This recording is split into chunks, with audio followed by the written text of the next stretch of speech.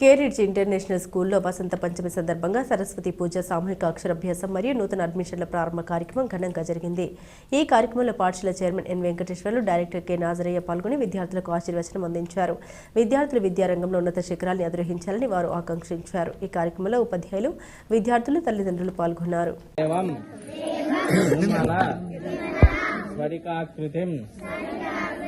ఆధారం సర్వ విద్యానాం హయగ్రీవ ఉపాస్మహే జ్ఞానానంద మయం దేవం నిర్మల స్ఫటిక కృతిం ఆధారం సర్వ విద్యానాం హయగ్రీవ ఉపాస్మహే జ్ఞానానంద మయం దేవం నిర్మల స్ఫటికాకృతిం ఆధారం సర్వ విద్యానాం హయగ్రీవ ఉపాస్మహే